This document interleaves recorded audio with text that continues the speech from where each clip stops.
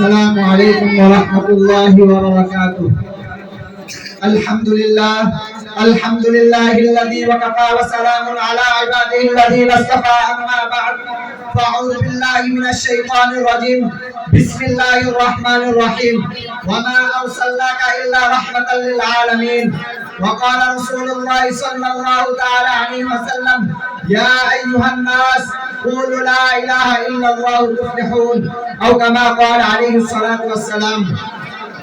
অতকার সহকারী ইসমাইল ছাত্র পাঠাগার কর্তৃক আয়োজিত বার্ষিক বক্তৃতার সেমিনারে সম্মানিত সভাপতি, সুদক্ষ পরিচালক, অভিজ্ঞ বিচারক মণ্ডলী এবং আমার সামনে উপস্থিত বাংলার তালিবুল আলিম ছাত্র ভাইরা এবং উপস্থিত আসাদায়ে কেরাম সকলকে জানাই আমার পক্ষ থেকে আন্তরিক শুভেচ্ছা ও অভিনন্দন। আজ আমার বক্তৃতার বিষয় আপনারা সকলেই অবগত আছেন যে তা হলো রাষ্ট্র পরিচালনায় আল্লাহ রাসূল সাল্লাল্লাহু আলাইহি ওয়াসাল্লামের আদর্শ। এই বিষয়ে কিছু আলোচনা করব ইনশাআল্লাহ।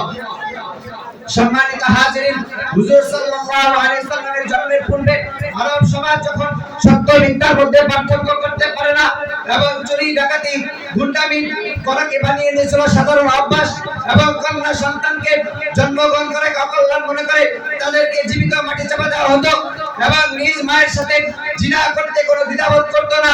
ঠিক সেই সময় সত্যের আলো, শান্তির বাতাস নিয়ে দুনিয়ায় আগমন করলেন আমার আপনার নবী, নয়নের মণি হযরত মুহাম্মদ মুস্তাফা সাল্লাল্লাহু আলাইহি ওয়াসাল্লাম। তার সম্পর্কে আল্লাহ তাআলা পবিত্র কোরআনে কারীমের মধ্যে বলেন: ওয়ামা আরসালনাকা ইল্লা রাহমাতাল লিল আলামিন, আমি আপনাকে বিশ্ববাসীর জন্য রহমত স্বরূপ পাঠিয়েছি।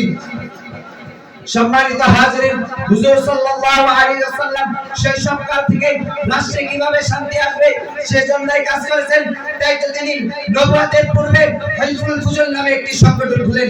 এমনই ভাবে তিনি নবুয়ত প্রাপ্তির পর সমাজ থেকে সব রকমের চুরি ডাকাতি বন্ধ করার জন্য এবং দুনিয়া ও আখিরাতের জন্য এই ঘোষণা দিয়েছেন যে ইয়া আইয়ুহান নাস কুলু লা ইলাহা ইল্লাল্লাহ তুফলিহুন, হে ঈমানদারগণ তোমরা বলো আল্লাহ ছাড়া কোনো ইলাহ নেই, তাহলে তোমরা কামিয়াব হয়ে যাবে। সম্মানিত হাজিরিন, হুজুর সাল্লাল্লাহু আলাইহি ওয়াসাল্লাম রাষ্ট্র ও সমাজ গঠনের জন্য কয়েকটি উদ্দেশ্য সামনে রেখে কাজ করেন। নাম্বার 1, সমাজে ইনসাফ ও ন্যায় বিচার প্রতিষ্ঠা। নাম্বার 2, নামাজ ও যাকাতের ভিত্তিতে সমাজ গঠন। নাম্বার 3, দিনকে পূর্ণাঙ্গ রূপে বিজয় করা। নাম্বার 4, শরীয়তের বিধিবিধান যথাযথভাবে পালন করা এবং সমাজে যথাযথভাবে বাস্তবায়ন করা। এই মহামানব যখন এই কয়েকটি উদ্দেশ্য সামনে রেখে কাজ করলেন, তখন দেখা গেল সমাজ থেকে সব রকমের দুর্নীতিবাদ বন্ধ হয়ে গেল। এমনই ভাবে তিনি যখন মক্কায় কন্যা সন্তান জীবিত থাকার কোনো নিশ্চিত ছিল না, তাদের নিশ্চিত করার জন্য এই ঘোষণা দেন যে ওয়াইদাল মাউউদাতু সুইলাত বিআইয়ি দামিন কুতিলাত। এমনই ভাবে তিনি সুদ বন্ধ করার জন্য, বন্ধ করে অর্থনৈতিক উন্নয়নের জন্য এই ঘোষণা দেন যে আল্লাহু বাইআ ওয়া হারামা রিবা।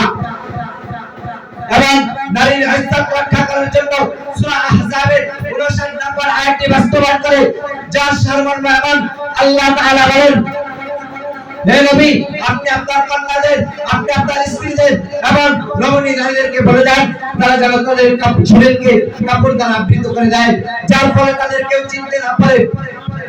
তারপরে আল্লাহ তাআলা বলেন, তারপরে যদি তাদের কেউ বিরক্ত করে, তার বিরুদ্ধে আল্লাহ তাআলা বলেন, আইনা তুজিবু ইদু আকুতিলু তাকতিলা, তাদের যেখানে পাওয়া হবে সেখানে পাকড়াও করে হত্যা করা হবে।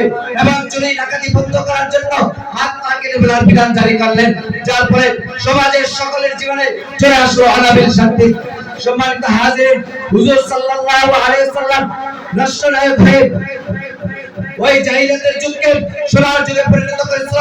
আমি আজ এখানে বলতে চাই, সুতরাং আজ যদি আমাদের রাষ্ট্রে নেশাগ্রস্ত যুবকদেরকে সোনার যুবক বানাতে চান এবং অর্ধ উলঙ্গ নারীদেরকে হযরত ফাতেমাতুজ জাহরা রাদিয়াল্লাহু তাআলা আনহার মতো আদর্শ নারী বানাতে চান এবং সমাজ থেকে সব রকমের চুরি ডাকাতি ছিনতাই বন্ধ করতে চান এবং শেখ হাসিনার মতো অত্যাচারী বাদশা বাংলার জমিনে দ্বিতীয়বার দেখতে না চান, তাহলে ফিরে আসেন আল্লাহ রাসূল সাল্লাল্লাহু আলাইহি ওয়াসাল্লামের আদর্শে রাষ্ট্র পরিচালনা করেন।